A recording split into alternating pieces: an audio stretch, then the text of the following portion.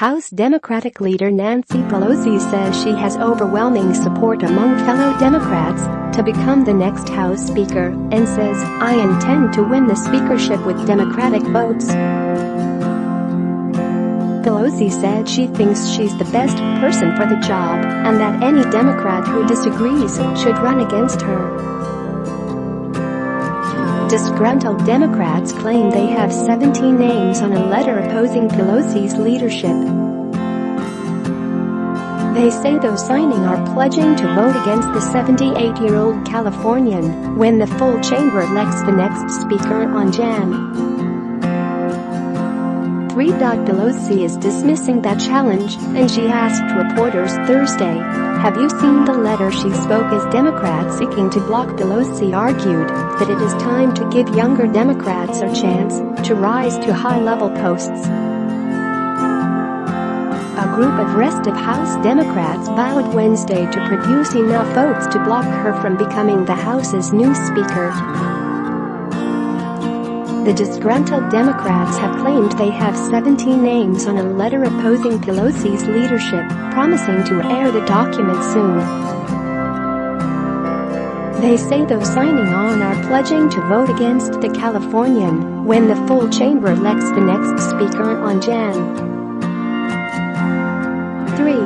Representative Kathleen Rice, D-N.Y, confirmed the letter Tuesday, then an aide to an organizer of the effort said it stood at 17 names as of Wednesday. The aide was not authorized to discuss the letter publicly and spoke on condition of anonymity. Pelosi, asked by a reporter about her message to rebellious colleagues, challenged them to put forward an alternate candidate for speaker. "Come on in, the water's warm," she said Wednesday.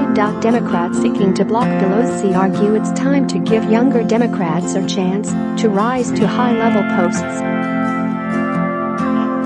They also say that Republicans have done such a good job demonizing her in campaign ads that it's hard for Democrats to be elected in closely contested, moderate districts.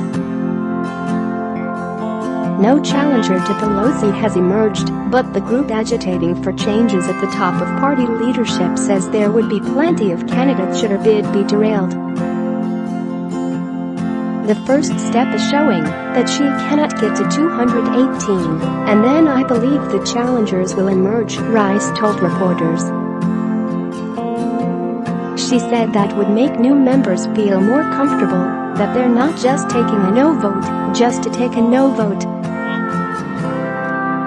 But Pelosi is one of her party's most productive fundraisers, energetic campaigners and respected legislative tacticians, giving her wide support that will make her difficult to topple. "I will be speaker," she said Wednesday. While simple math would say the 17 names would be enough to deny Pelosi a majority, other factors are at play. To win on the floor, a speaker needs 218 votes under typical circumstances, but with absences or members voting present, the tally is reduced. As of now, Democrats hold 229 seats and Republicans hold 198, but several races remain undecided, so the Democratic number could grow. That gives Pelosi a margin of about a dozen or more seats, assuming all Republicans vote against her as expected. "We've got enough to ensure that she cannot become speaker," said Representative Kurt Schrader, D.O.R. The efforts to block Pelosi are led by a core group of incumbent Democrats opposed to her, but some newly elected lawmakers pledged during their campaigns to do the same. Share this article. Share one veteran lawmaker who signed the letter, Representative Marsha Fudge, D. Ohio, told reporters that colleagues have urged her to run for speaker. "We're not going to allow the Republicans to have a speaker, so certainly there will be someone that will step up if Pelosi steps aside," Fudge said. And those discussions are going on now. Fudge told the Cleveland Plain Dealer, when you look at the people who support this party the most, they are women and African Americans, and especially African American women. We keep talking about diversity, but there is nothing diverse about the top of our ticket. We have to not just talk the talk, but walk the walk. Even so, some divisions were emerging among the Pelosi opponents.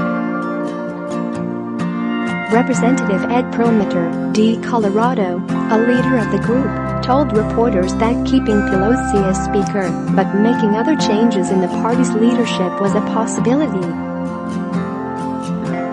Number 2 Democratic leader Steny Hoyer of Maryland and Number 3 leader Jan Clyburn, D. Maryland, have served under Pelosi for years. It's about change, Perlmutter said. She's not the goal. Maybe for some. It remains to be seen how many freshmen will join the effort to stop Pelosi's rise. Katie Hill, a newly elected Democrat from California, stood up during the afternoon caucus meeting and said that the freshman class wants to move on from the leadership debate.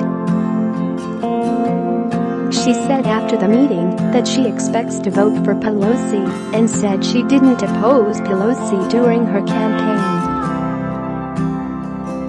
The more anyone focuses on internal party dynamics, the less productive it is, Hill said. As far as I'm concerned, they've tried to run these campaigns against every single one of us, as far as comparing us to Nancy Pelosi, and it didn't work. Rep.Elect Alyssa Slotkin of Michigan promised to oppose Pelosi during her campaign and said she is sticking to that pledge. I never want to be disrespectful to anyone who has served, especially a woman who has broken glass ceilings. And everyone needs to do what's right for their district. For me, I need to hear what people are saying, and they want a new generation of leadership on both sides of the aisle. Other incoming members said they were undecided about their vote. I haven't made up my mind.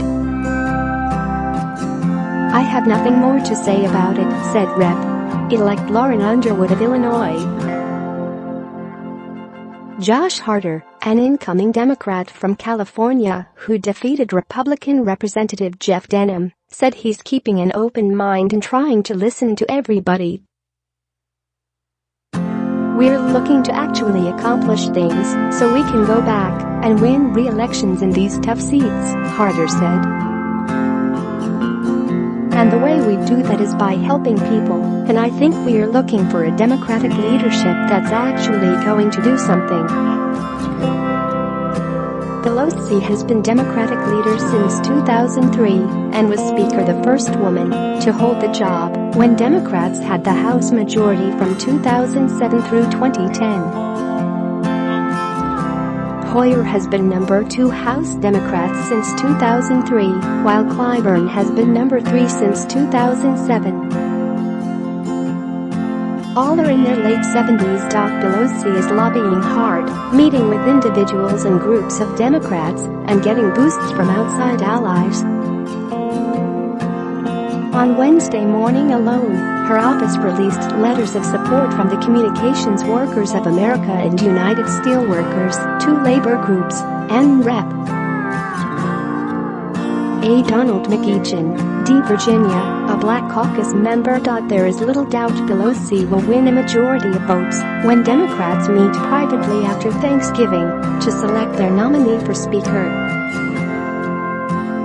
She will then have until January 3 to round up enough support to prevail. The bishop of the church will call, the top fundraiser will call, President Obama will call, Schrader said of the tools Pelosi could use to win over Democrats. I would never underestimate Nancy Pelosi.